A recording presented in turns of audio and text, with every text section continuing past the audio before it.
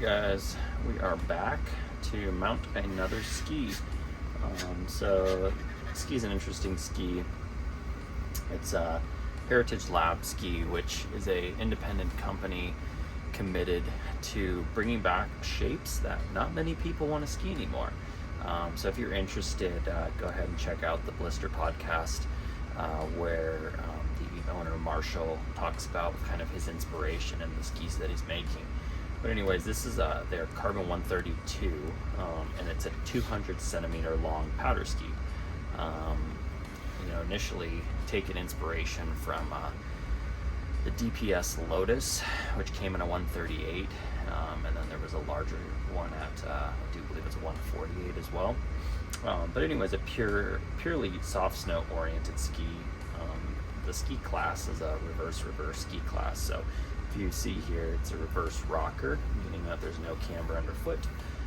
This actually has a flat section right here, but then it's rocker, and then reverse side cut too. So wider in the center and gets narrower as it goes out. But anyways, I'll link both the Blister podcast as well as a link to his website. Interesting ski because, again, small independent brand. There's no mount point, so you have to measure that out. So this ski's got a mount point from, I think -11.5 back of center, all the way to -8.5 for a more progressive skier. I'm going to go with a mount point that I measured out that's about -9.5 from center. So you can find the center of this ski. It's 200 centimeters long. Find the center point and measure back 9.5 centimeters. Or Marshall let us know that you can just measure from the tail. So I'm actually 91 centimeters forward of the tail to this point. So measure that out on both skis.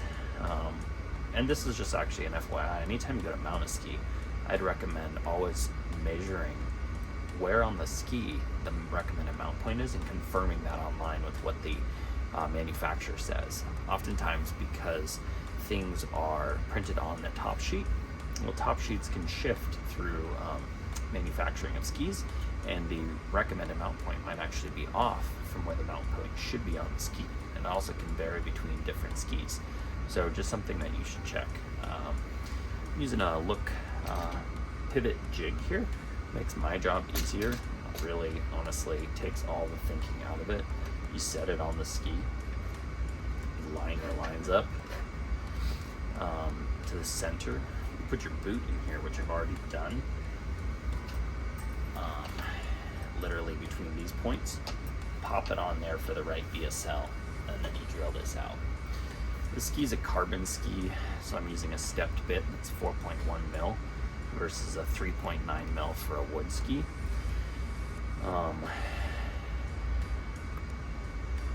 That is about it. So we can just kind of jump right in here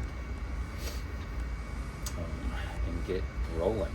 So I'm just line up that center point that I've already had. And a little bit more information. I'm actually mounting this for a smaller mount pattern than my boot.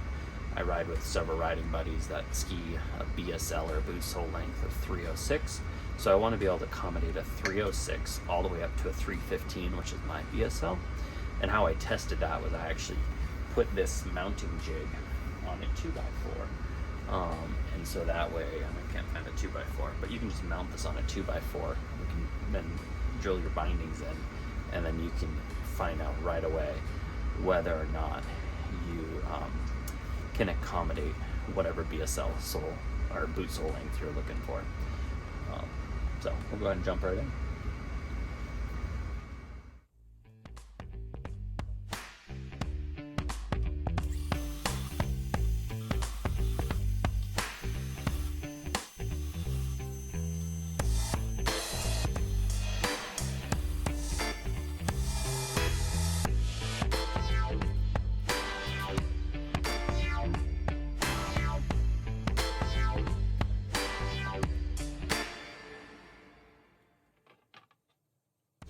Adding a little G-Flex epoxy, 2-part epoxy.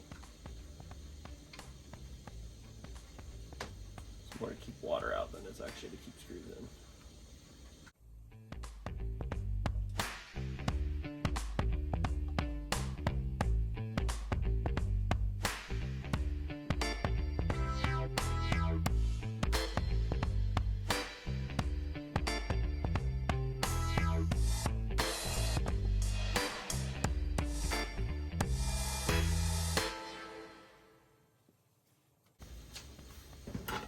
using the cast mount system.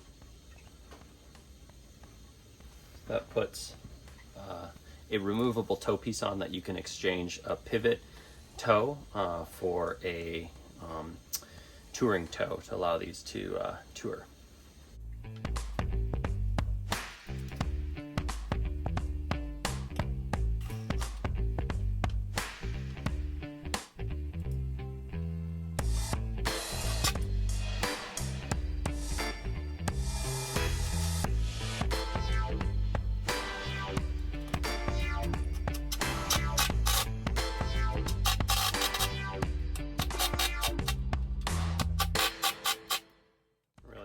For here is that's going to be flush up against there.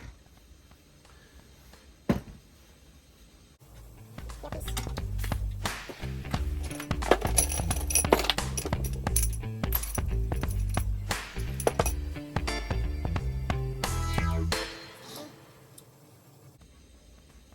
I'll do on my heel piece too is I'll just back out my screws and start them fresh. So that way you make sure the binding is nice and flush with the ski. Because if you look on the bottom side of your pivot, they're kind of proud a bit when they come from factory like that. And if you just mount them like that, your binding's not going to be flush. So again, back these guys out.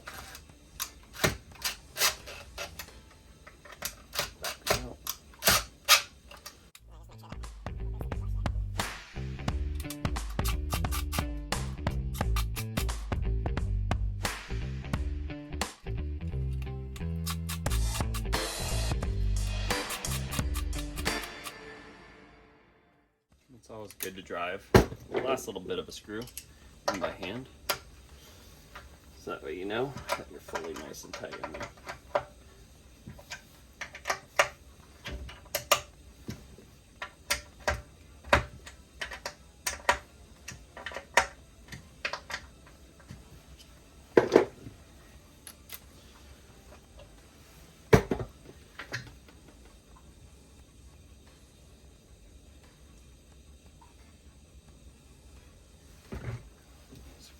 This.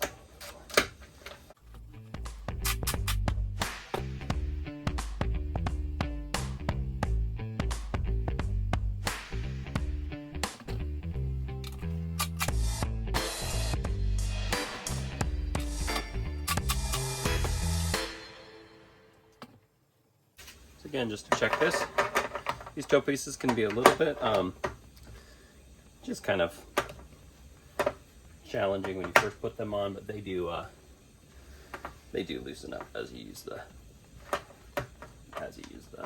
system here.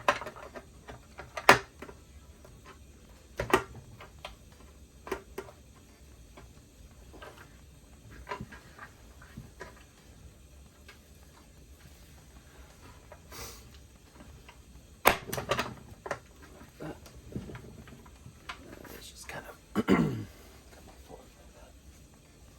what happens is the forward pressure of this is kind of knocked in by your boot, and then that keeps this all together. First couple times I knock them in nice and tight, and then after that these little nubbins will loosen up a bit, and then kind of the whole system works a little better. So let's just make sure and check to see.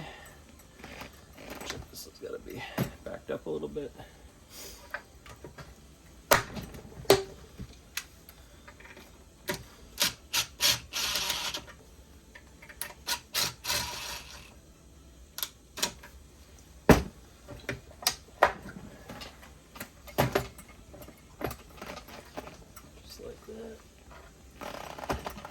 If you're not familiar with forward pressure of pivots, there's plenty of videos online, but really this white line just needs to line up with these two dots here so that you know you've got your forward pressure dialed.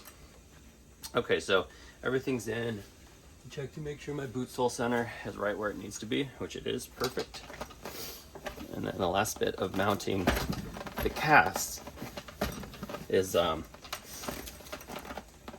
getting the toe bales on there. Go ahead and do that. These are your climbing aids here. So I just set it on in front of it. I will use a little bit to mark the top sheet. I'll hammer this in here once I go find this.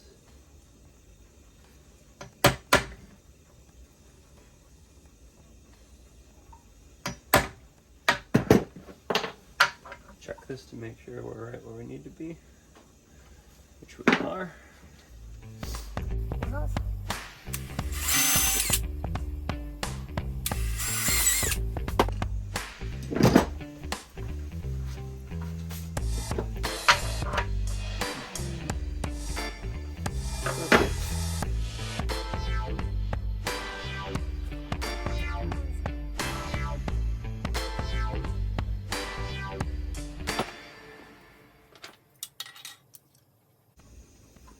Here.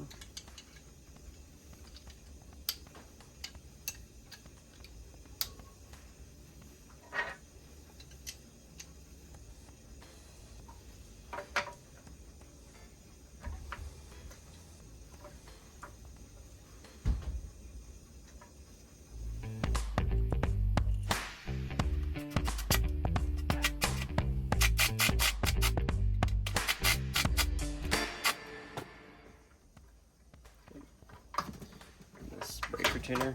I'll click on there. You got your toe risers here. Should you need them?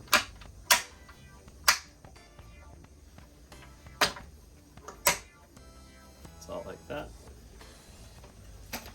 Go over top of it, like this.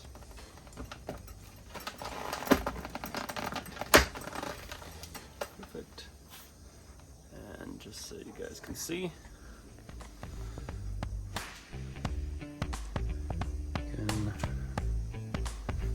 that's all you need.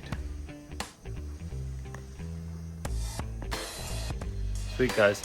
Thanks for watching. Hopefully this was helpful in terms of how to mount these bindings, but pretty dang straightforward. You guys have a good rest of your day. Bye.